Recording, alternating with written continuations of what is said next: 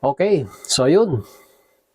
Inyo at sa mga kabagis, Jubilito TV Official po at eto na naman po muli ang isang edisyon po ng ating reaction video mga kalingap at kabagis. Pero bago po lahat, shoutout po muna natin kay Val Santos Matubang at Edna Vlogs at Kalingap Rab. Siyempre po sa ating mga kalingap netizens, mega love shoutout po sa inyong lahat.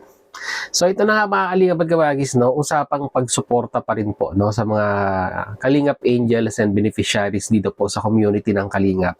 At mukhang nabubuhayan ng dugo nabubuhayan ng dugo yung mga anti-kalingap na nananahimik na tumawid na sa ibang community tapos ngayon po ay bumabalik, no? Kumbaga nakipaglaban, nakipagdigmaan sa kabilang community noon, natalo. Ngayon nagpaparamdam na naman sa kalingap. So ibig sabihin, mga kalingap at kabagis, we are assuming na talagang naghahanap lang po sila, no? Ng ikang atensyon, atensyong kalingap. Yun po yung hinahanap ng mga ito, mga kalingap at kabagis. At talagang masasabi po natin na hindi talaga sila makakamove on sa kalingap. Itaga nyo na po at tanggapin nyo na sa sarili ninyo na talagang parte na po no, ng sistema ninyo ang bumatikos at bumalik sa kalingap pag meron pong napag-uusapan, mga kalingap at kabagis. No?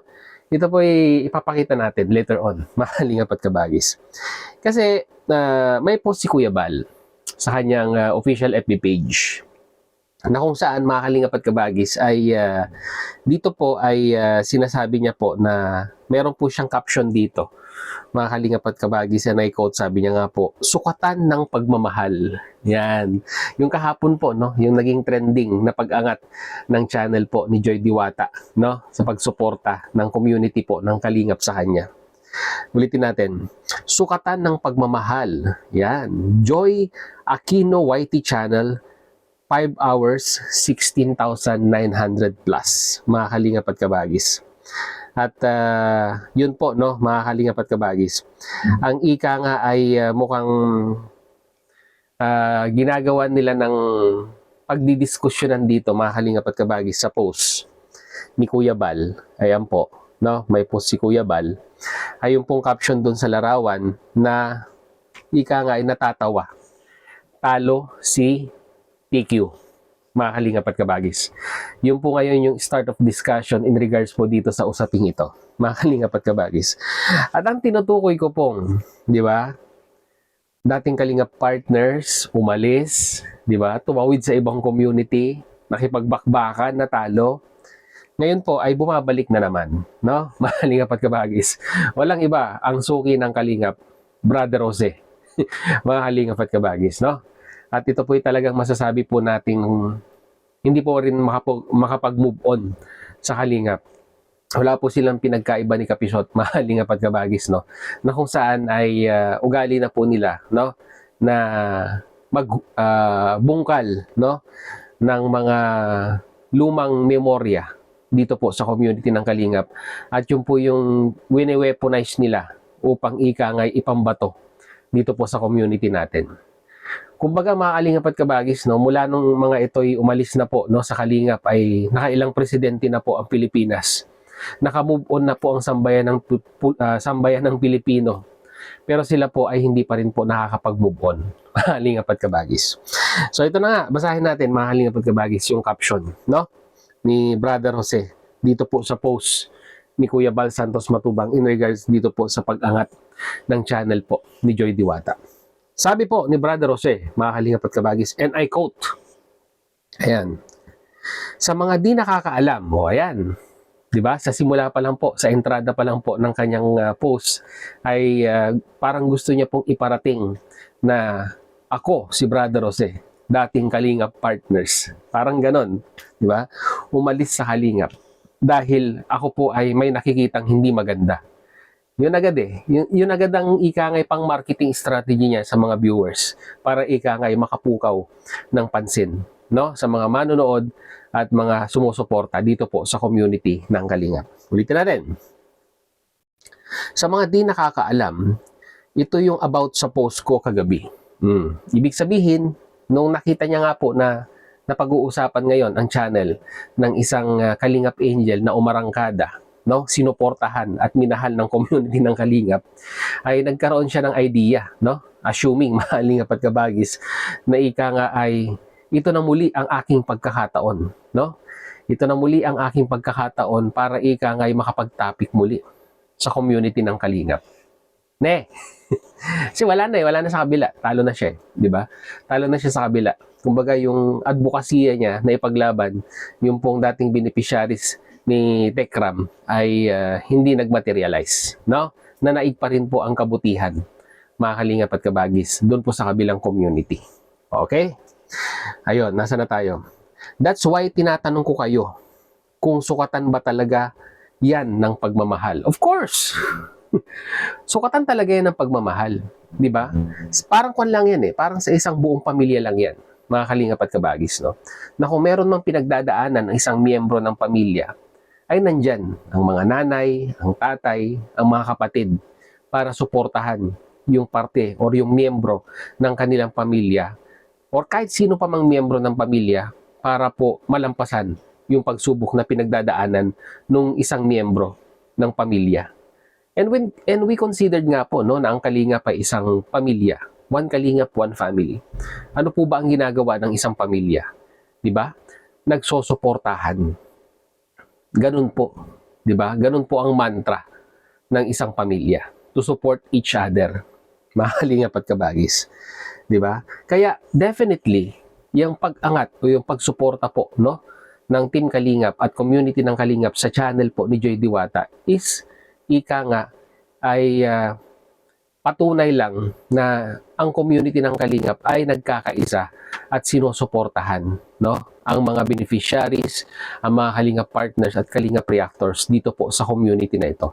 At yun po ang hindi matanggap nitong mga anti-Kalingap na ito, na kumbaga parang sa tinagal-tagal po ng panahon ay pilit nilang binabasag itong ikangang banding na meron dito sa community ng Kalingap.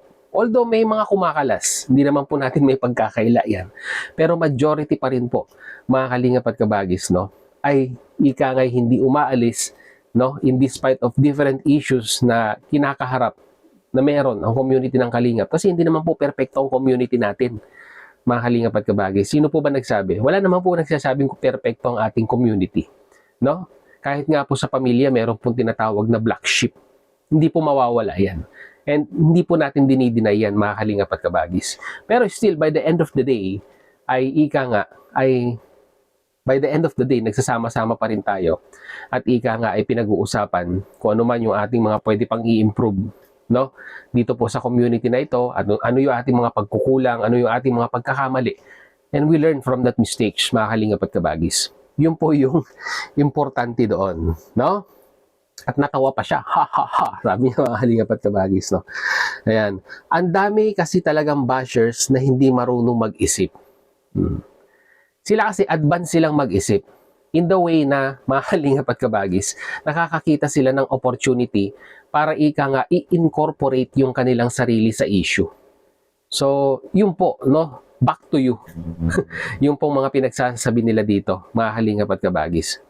Sino po ba ang hindi makamove on sa Kalingap? Sino po ba ang hindi makapaglihis ng kanilang sarili at kalimutan, no? Kalimutan na nila ang Kalingap at mag-move on na po sa kanilang buhay. 'Di ba sila? Sila yung hindi makamove on, mga Kalingap at Kabagis. Kaya nga po 'di ba? Ayan, basta makabash lang. Ha ha ha. O, ulitin natin, buo, mga Kalingap at Kabagis para makuha natin. Sabi niya dito, sabi ni Brother Jose, I quote, sa mga hindi nakakaalam or di nakakaalam, ito yung about sa post ko kagabi. That's why tinatanong ko kayo kung sukatan ba talaga yan ng pagmamahal. Ha ha ha ha. Ang dami kasi talagang bashers na hindi marunong mag-isip, no? Basta lang makabash, no? Eh bakit? Ang tanong dito, mga Kalingap at Kabagis, saan po ba nagsisimula ang usapin? 'Di ba? Kung walang magi-initiate ng issue or ng usapin dito sa social media, mga Kalingap at Kabagis. Eh kung sila tahimik, halimbawa si Brother Jose, hindi nakisawsaw, sa tingin niyo po ba hindi pag-uusapan? Hindi siya pag-uusapan dito sa community ng Kalingap. Malamang sa malamang ay pag-uusapan yan, lalong-lalo na po sa side ng mga reactor. So ibig sabihin, they are purposely doing this para muli po silang mapansin dito po sa community ng Kalingap, mabuhay ang kanilang channel, mabuhay ang kanilang page, no? Para may mapag-usapan, no? Para nga ika nga ay mga Kalingap at Kabagis ay may mga topic silang i-discuss muli sa kanilang mga YouTube channel, no? Mga Kalingap at Kabagis. At tignan natin, no? Kasi siguro iniisip nila sa Kalingap, kwan lang yan, mga ribat-ribat lang yan, no? Sa mga reactors ay antabayanan po natin kung meron pa silang isasagot dito. Kasi doon sa kabilang community, kwan siya sinampulan siya ni Tekram di ba? Na kwan siya, mga Kalingap at Kabagis, no? Na if I was not mistaken, na-copyright siya doon. No. Ngayon, dito sa community ng Kalingap, sa mga part ng mga reactor, pag medyo sablay yung sagot mo, no? Ay baka pasok ka sa banga. Di ba? Sabi nga po, mga Kalingap at Kabagis, kung hindi mo kayang ikangay depensahan, no? In the sense na hindi mo kayang iribat, ay may tama naman pong proseso. Di ba? May proseso dito sa platform na ito, and at the same time may proseso din po, no, sa ating gobyerno kung sakali man nababalahurain ka ng mga individual na ito pagdating po ng araw. No? Just like nangyari dito kay Lolo Buwan na wala pong kwan, Kalingap at Kabagis, no. Walang kadala-dala. Ayaw manahimik, no? Kung tutuusin naman po yung mga rebattal niya dito po sa mga Kalingap reactors natin, way back talagang ang layo. Sablay para sa akin po, mga Kalingap at Kabagis, no? Hindi naman po sa minamaliit ko yung kanyang kakayahan, pero nagbabase po kasi siya siguro sa mga raw information na nakukuha niya without analyzing, no, yung mga bagay-bagay. Kaya po siya nababalikan. Katulad na lang po yung bagong post niya na nireaksyonan ni Bopil, mga Kalingap at Kabagis, na ikinukumpara niya na naman ito pong kanilang sinusuportahan na ex-Kalingap Angel at ito pong si Joy Diwata. At yung pagko-comparison niya, yung mga definition, no, yung mga materials and mga ikangay highlights na ginamit niya sa kanyang definition ay talagang sablay po. Patunay lamang po, mga Kalingap at Kabagis, na hindi nag-research si Lolo Buwan. Well, ibang usapan na po yan, mga Kalingap at Kabagis. Siguro kung lalalim pa, pwede natin gawan ng reaction. Pero as of now, ito, mga dating Kalingap partners, mga anti-Kalingap na ngayon, na ikangay nakikitaan nila ng pagkakataon na muling mabuhay ang kanilang channel para pag-usapan, no? Para ikangay, sabihin na natin makisawsaw. Muli, dito sa community ng Kalingap ay nag-iingay na naman, mga Kalingap at Kabagis. Nag-iingay na naman para po pag-usapan dito po sa community ng Kalingap. So ano sa tingin ninyo? Ano ang masasabi po ninyo, mga Kalingap at Kabagis, sa ating naging reaction video ngayong araw na ito? Comment nyo po sa ating comment section, mga Kalingap at Kabagis. So yun, muli, maraming salamat. Dahil sa dulo po ng ating reaction video ngayong araw na ito ay nasamahan nyo po muli si Jubilito TV Official. At muli po, papaalala po ang inyong host. Sa mga hindi pa po nakasubscribe sa ating YouTube channel, syempre po, subscribe nyo na po, Jubilito TV Official. At kung nagustuhan nyo po ang ating reaction video for today, mga Kalingap at Kabagis, ay paki-like and share na lang po. Malaking tulong po sa aming mga content creator ang pag-like. Lalong-lalo na po napapaganda ang algorithm, mga Kalingap at Kabagis.